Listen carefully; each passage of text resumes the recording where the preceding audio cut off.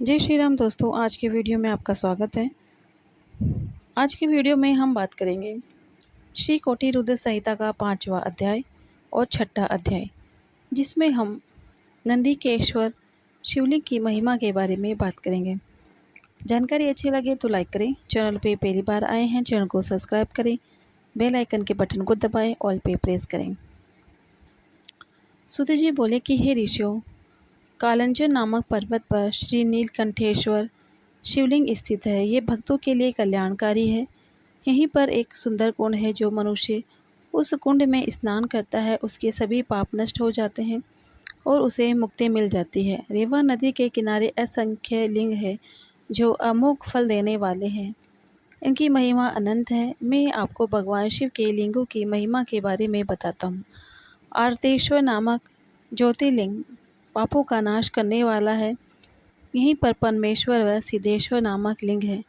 रेवा नदी के किनारे रामेश्वर, कुमारेश्वर, पुंडीकेश्वर, मंडलेश्वर एवं तीक्ष्णेश्वर नामक शिवलिंग है। इनके दर्शनों से भक्तों के सभी पाप नाश हो जाता है। नर्मदा नदी के किनारे स्थित धूंधेश्वर, सालेश्वर, कुंभेश्वर, सोमेश्वर, नीलकंठेश्वर, मंगलेश्वर एवं नंदीकेश्वर नामक शिवलिंग है। सभी कामनाओं को पूरा करने वाला तथा मुक्ति प्रदान करने वाला है। ऋषियों ने कहा कि हे सूत जी, अब आप हमें नंदीकेश्वर लिंग की महिमा के बारे में बताएं। ऋषियों का अनुरोध मानकर सूत जी ने नंदकेश लिंग की महिमा के विषय में बताना शुरू किया। वे बोले, रेवा नदी के किनारे करनी नामक नगरी है। उस नगरी में एक ब्राह्मण अपनी पत्नी और 2 पुत्रों के साथ रहा करते थे। जब वे वृद्ध हो गए तब ब्राह्मण अपने परिवार को छोड़कर स्वयं शिव नगरी काशी चले गए। कुछ समय पश्चात वहां पर उनकी मृत्यु हो गई। जब ब्राह्मणी और उसके पुत्र को इसकी सूचना मिली तो उन्होंने काशी जाकर ब्राह्मण की अंत्येष्टि एवं अन्य संस्कार किए। तत्पश्चात वे घर लौट गए। कुछ समय बाद ब्राह्मणी का भी अंत समय निकट आ गया। वह बीमार रहने लगी और उसने अपने पुत्रों को बुलाकर अपनी अंतिम इच्छा बताई। ब्राह्मणी बोली, पुत्रों, मेरी मृत्यु के पश्चात मेरी अस्थियों को गंगा जी में प्रवाहित करना तथा मेरा पिंडदान एवं श्राद्ध काशी में ही करना। पुत्रों ने उनकी इच्छा पूरी करने का वचन दिया। जैसे ही बड़ा पुत्र सुवाद माता के लिए पानी लेने गया, उसने प्राण त्याग दिए। अपनी माता की आखिरी इच्छा पूर्ण करने हेतु सुवाद ने उसकी अस्थियों को काशी ले जाने का निश्चय किया। उसे 20 योजन का मार्ग तय करना था। रास्ते में ही रात घिर गई। तब सुवाद एक ब्राह्मण के यहाँ रात गुजारने का फैसला किया। उस ब्राह्मण के घर रुकर सुवाद भगवान शिव का पूजन करने के पश्चात वहीं पर विश्राम करने लगा। तभी वहाँ एक अद्भुत बात दिखाई दी। जिस ब्राह्मण के घर में सुवाद ठहरा था वह सुबह शाम दोनों समय अपनी गायों का दूध निकालता था। आज भी उसने अपनी पत्नी से कहा कि बर्तन दे दो, मैं दूध निकालता हूँ। तब उसकी पत्नी ने दूध का पात्र दे दिया और बछड़े को खोलकर गाय के पास भेजा। परंतु बछड़े ने जैसे ही थोड़ा सा दूध पिया, उसे तुरंत गाय के पास से हटा दिया गया।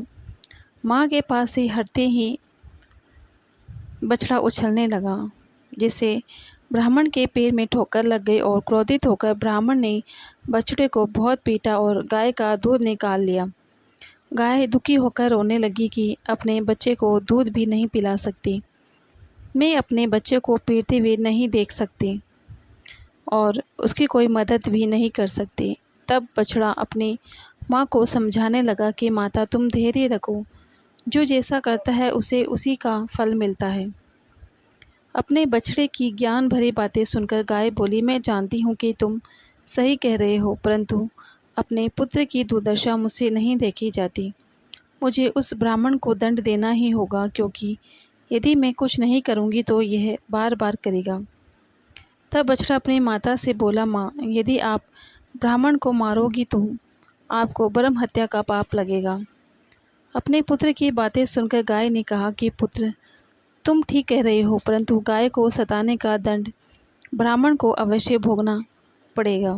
बाकी रही ब्रह्म हत्या की, उसके पाप को मिटाने का उपाय मैं जानती हूँ। ये कहकर गाय चुप हो गई। गाय और बछड़े की ये बातें सुवाद ने सुन ली थी। यह सब सुनकर उसने सोचा कि मैं अपनी माँ की अस्थियाँ लेकर काशी जा रहा हूँ, परंतु मैं भी देखना चाहता हूँ कि गाय ब्रह्म हत्या के पाप से कैसे मुक्ति होती है और अपना बदला कैसे लेती है। प्रातःकाल होने पर सुवाद वहाँ का दृश्य देखने लगा।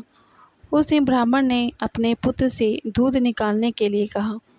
उसके पुत्र ने भी गाय के बछड़े को पीटना शुरू कर दिया, जिससे गाय को क्रोध आ गया और उसने अपने सींगों का प्रहार करके लड़के को बगल में कर दिया। यह देखकर ब्राह्मणी दोनों दौड़ते हुए अपने पुत्र के पास आए, परंतु कुछ ही देर में उसके पुत्र के प्राण पखेरु उड़ गए। तब हाहाकार मच गया, सब रोने लगे।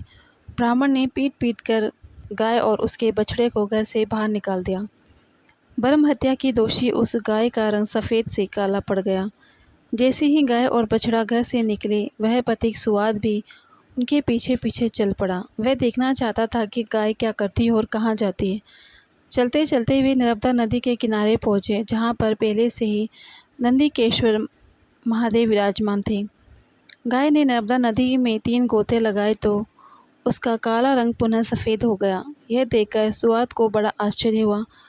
गाय वहाँ से निकलकर कहीं अन्यत्र चली गई। तब नर्मदा नदी को प्रणाम कर ब्राह्मणी पुत्र सुवाद ने भी नदी में स्नान किया। फिर नंदीकेश्वर का विधिपूर्वक पूजन करने के पश्चात वह काशी को चल पड़ा। रास्ते में सुवाद को एक युवती दिखाई दी, जिसने सुंदर वस्त्र एवं अलंकार धारण किए हुए थे। उसने सुवाद से पूछा, ब्राह्मण देवता, आप इस प्रकार प्रसन्न होकर कहाँ से आ रहे हैं और कहाँ जा रहे हैं? तब सुवाद ने उस युवती को सारी बातें बता दी और कहा कि मैं अपनी माता की आज्ञा को पूर्ण करने हेतु उनकी अस्थियाँ काशी ले जा रहा हूँ। तब ये सुनकर वह युवती बोली, ब्राह्मण, तुम बहुत भोले भाले हो। यह तीर्थ अत्यंत पवित्र है। प्रतिवर्ष वैशाख शुक्ल पक्ष की सप्तमी के दिन नर्मदा नदी की पवित्र धारा स्वयं गंगा जी में आती है। आज वही शुभ दिन है, इसलिए तुम अपनी माता की अस्थियाँ यहीं पर प्रवाहित कर दो। यह कहकर वह युवती अंत ध्यान हो गई। सुवाद पुनः नर्मदा नदी की ओर लौट आया और उसकी पवित्र धारा में सुवाद ने अपनी माता की अस्थियाँ प्रवाहित कर दी। तभी उसे एक दिव्य दृश्य दिखाई दिया। उसकी माता दिव्य देह धारण किए हुए शिवलोक को जा रही थी और उसे आशीर्वचन देते हुए कह रही थी कि तुम धन्य हो, तुमने अपनी माता को सद्गति प्रदान दी है। पुत्र को आशीर्वाद देते हुए ब्राह्मणी शिवलोक को चली गई।